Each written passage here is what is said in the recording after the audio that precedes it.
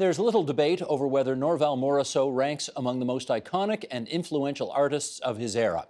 After all, he was called the Picasso of Northern Ontario.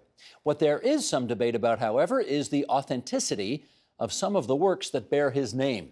That's just part of a fascinating story laid out in the TVO original documentary, There Are No Fakes, which has its world broadcast premiere right here on Saturday night. With us now for more, Jamie Kastner, the filmmaker who created the doc There Are No Fakes. And in our studio at Carleton University in Ottawa, Carmen Robertson, author of Mythologizing Norval Morrisseau.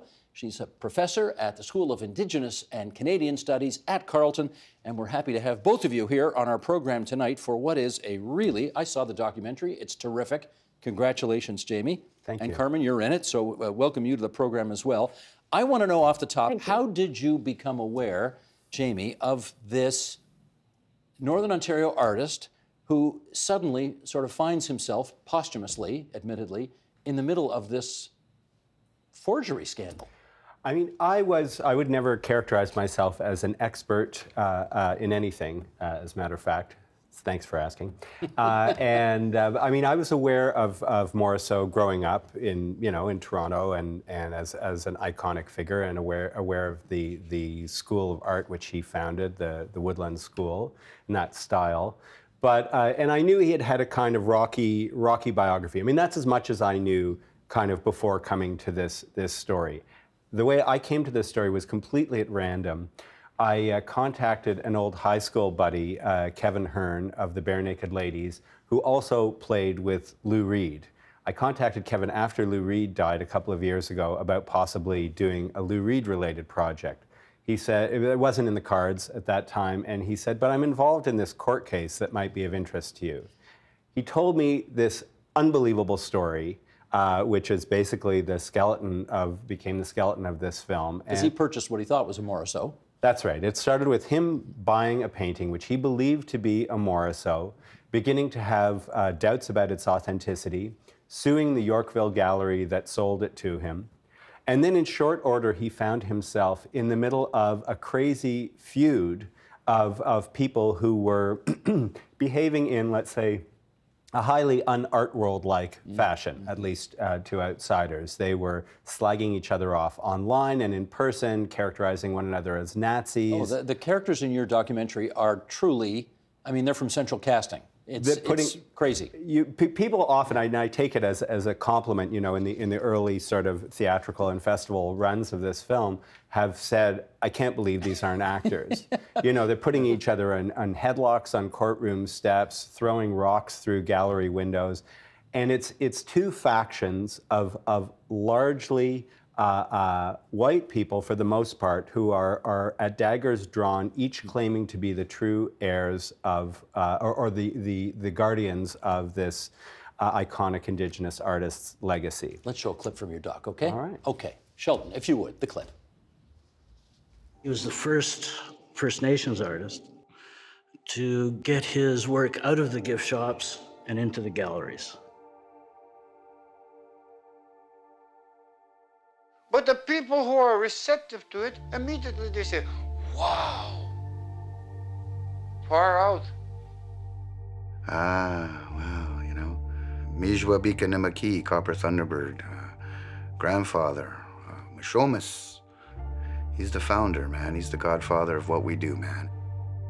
First you drive me down to the pits of the bottom of hell by your missionaries, and then later on, you'll lift me up with medals. Saturday night is the whole documentary, There Are No Fakes. We'll get to the explanation behind the title of the documentary a little bit later. Carmen, tell us first of all, from your vantage point, how important is Morrisseau in the Canadian art world? Well, I think he's really one of the leaders in Canadian art, although he has not been characterized that way. Although I still think even beyond the Canadian borders, he's one of the most interesting figures in international art history. He definitely deserves a place in the canon, but he has not been afforded that until recently, and we're working to make that happen. Let me do a follow-up with you, Carmen, because you're not only in the documentary, but you actually have you kind of got a piece of this drama as well, right? Do you want to explain that? Well, I was the expert witness in the court case, and so that drew me into something that was not really the area that I usually find myself in. Mostly, I concern myself with researching Indigenous art history, and so it was an unusual position to be in. Unusual, and you've heard Jamie describe some of the characters that are involved in all this. As you got deeper into it, what'd you think? I couldn't quite believe what was happening, and I have to agree that the characters do seem like stock actors out of central casting. And it's hard to believe. I first saw the documentary when it was premiered at Hot Docs last year, and I really had no idea the full extent of the story. So it is a story well told, but a very disturbing one for sure. Jamie, when you talked to Kevin Hearn and he told you, I've bought what I thought was a Morrisseau, now I'm pretty sure it's not a Morrisseau, and he then confronted the gallery owner who sold it to him, what did the gallery owner say to him? The gallery owner said, essentially, if I admit to you that this is fake, that'll start a chain of events that'll end in the closing of my gallery. And when Kevin found out or began to have doubts about the authenticity because he was invited to guest curate an exhibition, Kevin was, at the AGO, and the head Canadian curator at the time, Gerald McMaster, raised some red flags about the authenticity of this painting. So it was coming from fairly high authority. Kevin brought this to Joe McLeod, the owner of the gallery, who had sold it to him, and McLeod's response, Kevin is a very open, well-meaning guy, truly, and he said, well, why don't we, Joe, get to the truth of this? Let's work together and try to get to the truth of this. And Joe said, no, get out of my gallery, and I want you to join me in suing the AGO for making these claims. This is, I mean, well, I don't want to read too much between the lines, but it's tantamount to acknowledging that your friend bought a fake painting. The way he phrased it was, I mean, I'm paraphrasing here, but Kevin has said that McLeod said, if I engage in this discussion with you, it's like that exchange about when did you stop beating? It's like you're asking me, Kevin. He said, it's like you're asking me, when did I stop beating my wife? Damned if he does, damned if he doesn't. So yes, in essence, it did, but that didn't help Kevin from a legal point of view, unfortunately. The title of your documentary is "There Are No Fakes." I mean, obviously there are fakes. So where do the what? We're gonna have to change the title. Well, no. We have how much time do we have till Saturday? You don't have to do that, okay. But you do have to explain where that line "There are no fakes" came from. Well, as I mentioned, Kevin, in the sort of first couple of acts of the film, finds himself dragged into this crazy feud. In which, between these two factions, one of which is saying that these paintings are fake. And we're talking, by the way, about a species of painting of which Kevin's is representative. And we're talking about some 3,000 paintings of this species, worth conservatively about $30 million, which gives you an idea at making this both potentially the largest art fraud scam in Canadian history, and gives you an idea of why people are so passionate about this. So one side are saying that these paintings are real. Obviously, this is the side that is deeply invested in this style of painting, and the others are saying that it's not. And that side has nothing obvious to gain by that claim, I'll add. Anyway, I answered some question. I'm not sure if it was yours. You know, you haven't changed at all from the days when you used to host a show here. You were kind of quirky and iconic back then, and you still are. So well done. Thank you, Steve. Carm, before this interview completely gets away from me, let me get you back in here. Did you ever meet Norval Morrisseau? I only met him once at the end of his life when he was suffering from Parkinson's. So I have to say that I know him best through his art. Sadly, there's so many amazing stories out there about what a character he is, but his art as well is a real living character, and that's how I know him best. We did get a hint in the clip that we just saw earlier in our discussion here, some of the, the archival footage of Norval, that he was troubled, right? He had a lot of things going on in his life that were very problematic. Can you shed some light on some of that for us? Well, absolutely. It's important to note an Anishinaabe artist living in northwestern Ontario dealt with the traumatic events of having to attend Indian residential school. And those traumas are triggering in communities around Canada. And he definitely felt the weight of that. And it was a difficult road for him to negotiate, but at the same time, he's an artistic genius. Jamie gave us an indication of how much his genuine work is worth. So I've got to ask you, when he died in 2007, was he a financially well-off man? No, he wasn't really, but I have to say that my focus is really not on the financial aspect of his work. I see his work as priceless. It's culturally significant, but prices really are not of interest to me as an art historian. I mean, would it be worth also observing, I know we've discussed in the interview and elsewhere, I mean, he seems like such a remarkable person, and he was a rock star. You know, he came from dirt poverty, and then suddenly became a star and had all this acclaim heaped on him, justifiably so, in the early '60s. And he was making money. And then my sense, and Carmen will correct me if I'm wrong, but of course I learned it mainly from her, you know, was that his life was up and down as he kind of indulged in the type of excesses that many rock stars do, you know, so my sense is that in the last 20 years, he had been up, he had been down. There were accounts of him living on the street in Vancouver even after he had, you know, shown in major galleries around the world.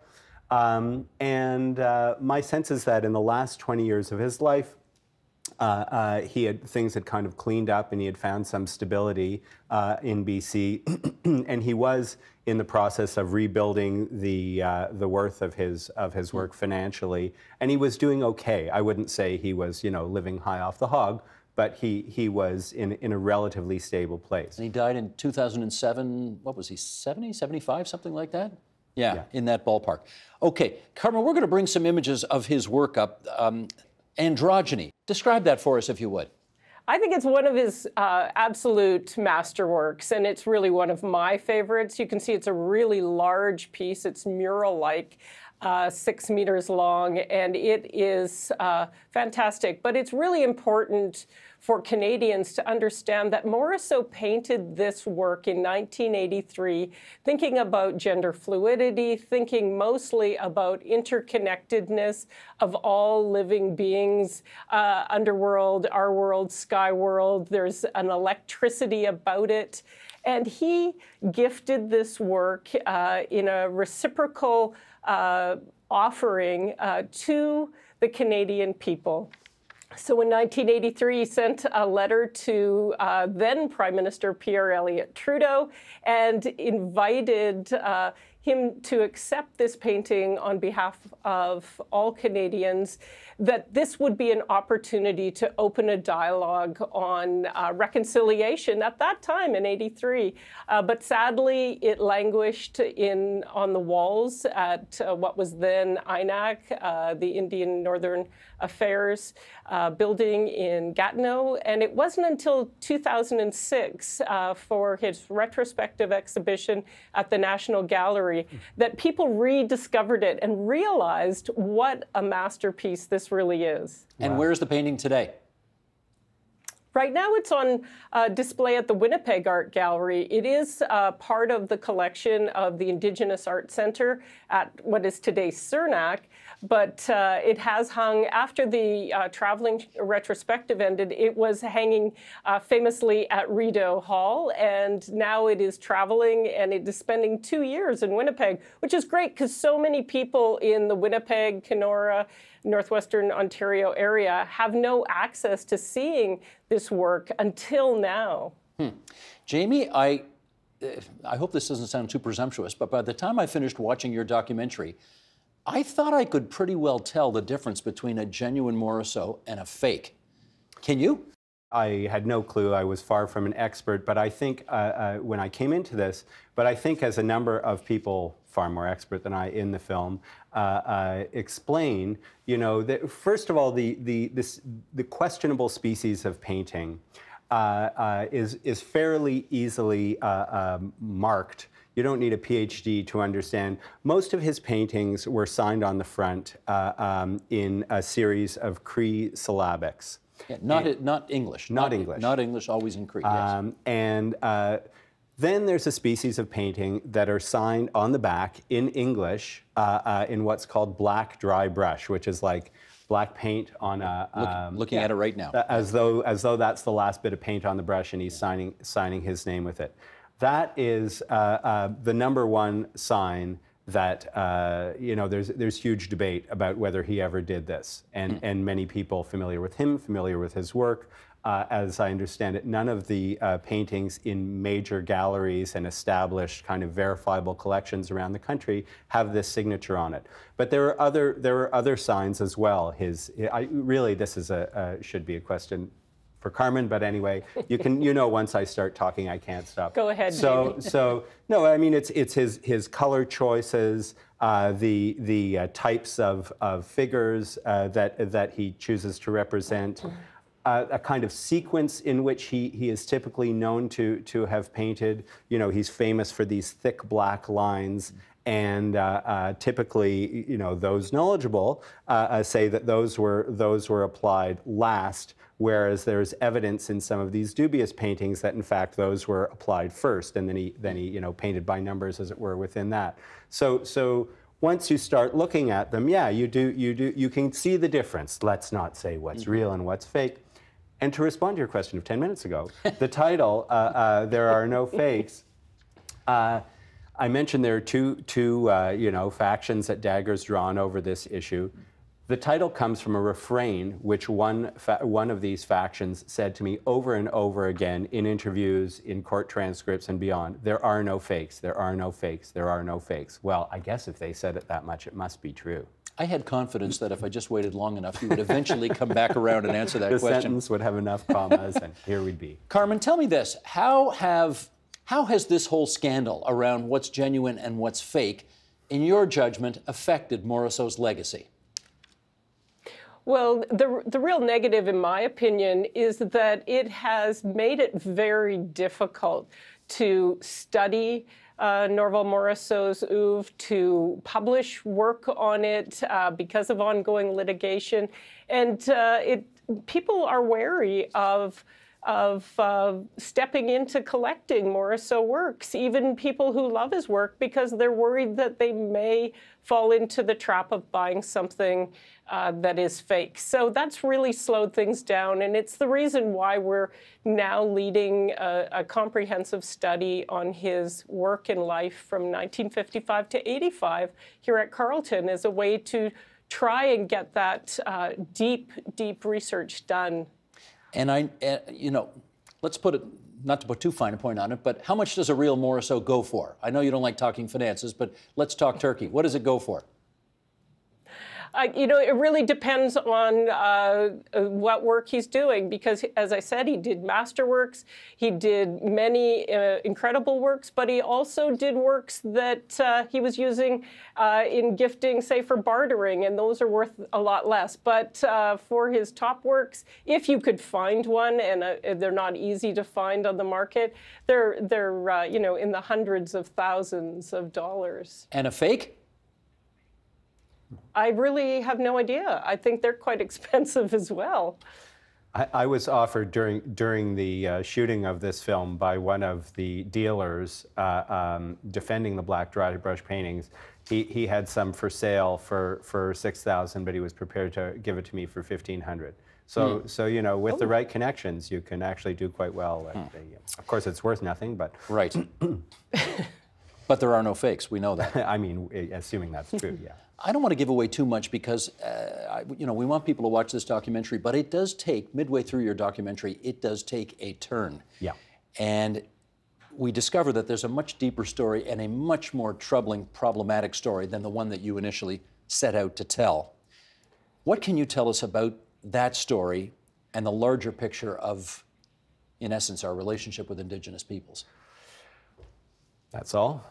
Well, yeah, I mean, as you wait for great stories as a documentary maker you pray for great stories to kind of come your way, and this is probably like a once in a lifetime kind of story in that regard, and has such an incredible range of material to it, you know, from this kind of darkly humorous stuff that we've been talking about for the most part so far, you know, not Morrisseau's own fascinating biography aside, that, and then we follow the trail of, and Kevin's court case is kind of the framework of it, and one of the things he's told in the course of this legal battle is he's given a series of provenance statements about the origin of his painting, which, as I've mentioned, is kind of, you know, representative of this whole species of painting, which is why it's so hotly fought over. And we kind of track these various provenance, various and actually contradictory provenance statements that he was handed by the gallery owner, Joe McLeod, and his legal team, and determine that they're nonsense. And then we follow the trail. You know, this is, and I say we can discuss who we was later. There's a whole team of really people who've been researching this for a long time, who trusted me with this and brought me into it. Then I verified and did my own research and built on what they had found. But the trail leads to Thunder Bay, and basically a whole other world of pain, essentially. And out of which these paintings, not to spoil too much, but may have been coming, you know. And we should just leave it there, because Okay. there's there is a whole descent into an awful world of crime and pain and punishment that your documentary goes into in some detail, and let's let people discover that for themselves. Sure, and it was, I will say, it was a story that, even though when I heard it myself initially from Kevin and his lawyer, the bones of this, I could not believe, you know, for people I trusted, I could not believe it until I plunged into it myself, until I started meeting these people who are some incredible people that the audience is going to meet. Carmen, I got 30 seconds left here. You want to tell me about the Morrisseau project? Yeah, the Morrisseau Project is a team of researchers, 14 researchers from across Canada, Indigenous and non-Indigenous scholars, curators, people who are members of the Norval Morrisseau Heritage Society, and we are working to bring together his secured works from 1955 to 85 and present that, analyze that together in a way that any mainstream art figure would have that treatment done. But it's never been done for an Indigenous artist in Canada. So it's a pretty exciting project, and it is federally funded. And we're working right now to actually bring together as many of the works as possible. So if you know of a Morrisseau, give me a call. That is a wonderful mission, and we wish you well with it, as we do Jamie Kastner with his documentary, There Are No Fakes, which will air Saturday night, prime time, 9 p.m. on TVO. Jamie Kastner, Carmen Robertson, thanks to both of you for coming on to TVO tonight. Appreciate it very much. Thank you. Thank you, Steve.